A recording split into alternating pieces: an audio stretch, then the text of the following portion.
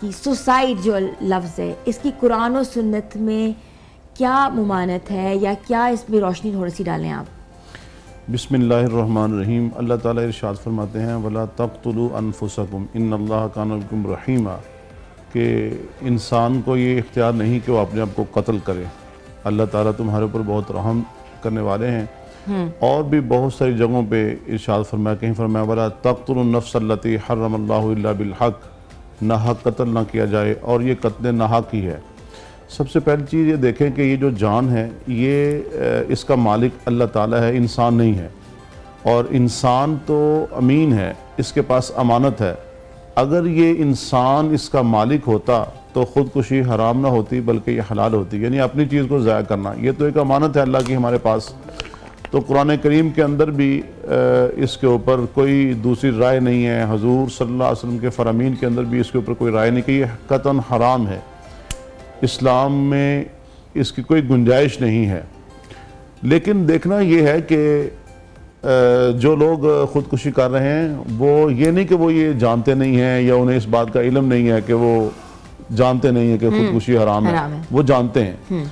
یہ جو ایک سلسلہ چل نکلا ہے کہ ویڈیوز بنتی ہیں اور میسیج اور پیغام ہوتا ہے، میرا خیال یہ ہے کہ اس کے اندر سب سے پہلے تو اس کے محرکات دیکھے جائیں گے کہ خودکشی ہو کیوں رہی ہے، اس کی وجہ کیا ہے، یہ اتنی عام کیوں ہو گئی ہے۔ ہاں جی، یعنی دیکھیں اس میں یہ بھی ہے کوئی کسی کا کوئی مایوس ہو گیا ہے، کوئی اس حد تک وہ آپ سمجھیں کہ اپنا حوصلہ کھو چکا ہے، وہ اپنے ماحول سے پریشان ہے، اپنی گھریلو زندگی سے پریشان ہے، اپنی معاشی زندگی سے پریشان ہو گیا ہے۔ یہ چیزیں ایک الگ ہیں، لیکن اس سے بھی آگے جا کے کیا کہیں ایسا تو نہیں ہے کہ اس کے ساتھ کوئی ظلم ہوا ہے، کوئی زیادتی ہوئی ہے اور پھر وہ اپنا انصاف لینے کے لیے وہ عدالت کی طرف سے رخ کیا ہے۔ آپ بات صحیح فرما رہے ہیں علامہ صاحب، لیکن یہ بات یہ ہے کہ اپنی جان تو لی لیکن اپنی بیٹی کی بھی جان لے لی آگے سے۔ جی دیکھیں اس کے اندر میں تو جب آپ بات کر رہی ہیں تو آپ دیکھیں کہ بیٹی کی وفا دیکھیں باپ کے ساتھ، یعنی وہ کیسی بیٹی ہے کہ یعنی بیٹی ہمیشہ ایک وفا کی ایک تصویر ہے کہ باپ نے اسے کہا ہے، یا ہو سکتا ہے باپ نے اسے کہا ہی نہ ہو، بس باپ نے ذکر کیا ہو تو بیٹی بھی باپ کے ساتھ جانے کے لیے تیار ہو جائے۔ تو یہ جو ایک ویڈیو ہے میں سمجھتا ہوں یہ سب سے بڑا میسیج اور پیغام سب سے پہلے یہ ریاست کے لیے ہے، ہماری ریاست کو یہ میسیج اور پیغام ہے۔ بھئی آپ کی عدلیہ کہاں کھڑی ہوئی ہے، آپ کے جو تھانہ کچہری یہ سارا کچھ کہاں پہ کھڑا ہوا ہے؟ آپ ملزموں کو دیکھیں، مجرموں کو دیکھیں، آپ ناانصافیوں کو دیکھیں۔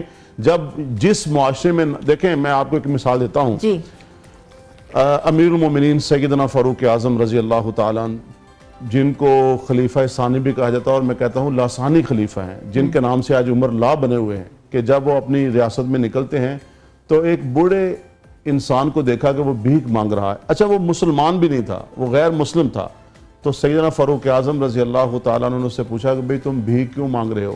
تو اس نے کیا کہا؟ اس نے کہا میں نے ٹیکس دینا ہوتا ہے۔ تو سیدنا فاروق اعظم رضی اللہ تعالیٰ نے پوری ریاست میں یہ حکم جاری کر دیا کہ آج کے بعد اس عمر کے جو لوگ ہیں ان کے اوپر نہ صرف ٹیکس معاف ہے بلکہ ریاست ان کی کفالت کرے گی۔ یہ ایک میسیج اور پیغام ہے، اور ان کی زندگی میں ایسے بہت سارے واقعات ہیں، ایک کوئی واقعہ نہیں ہے، بہت سارے، بہت زیادہ۔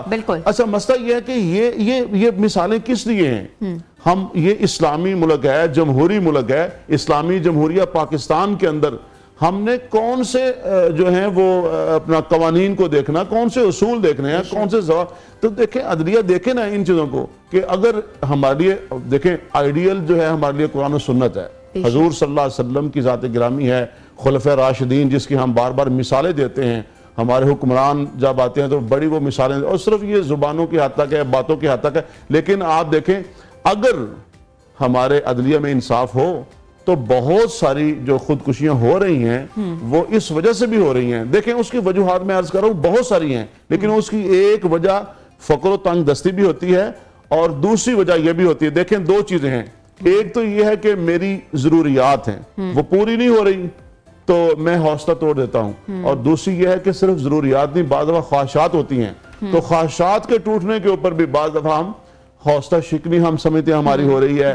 یا ہم بہت سارے ایسے واقعات ہو چکے ہیں۔ ڈاکٹر لیونل یہ بتائیے گا ڈپریشن میں وہ کون کون سی ابتدائی علامات ہیں جو لوگ نہیں پہچان پاتے اور جن کو پہچانا بہت ضروری ہے تاکہ اس طرح کے واقعات جو ہے رونما نہ ہو سکیں؟ جی بالکل، تھینک یو.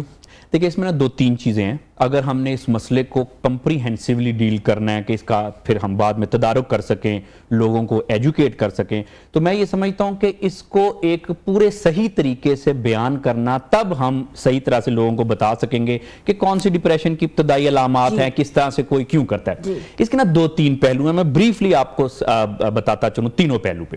دیکھیں اس میں ایک تو پہلو ہو گیا کہ ذہنی امراض کا، دوسرا آج کل سوشل میڈیا، اور تیسرا پھر ہم نے اس کو ٹھیک کیسے کرنا ہے. اس واقعے میں بھی یہی شخصانے میں ملتے ہیں. دیکھیں سب سے پہلی بات تو یہ ہے کہ کوئی شخص بھی جب ایسا کوئی کام کرتا ہے، کوئی قدم ایسا سوئسائڈ کرتا ہے، تو اس چیز میں کوئی دوسری رائے نہیں ہوتی کہ وہ کسی نہ کسی ذہنی و نفسیاتی مسئلے میں ہی مبتلا ہوتا ہے.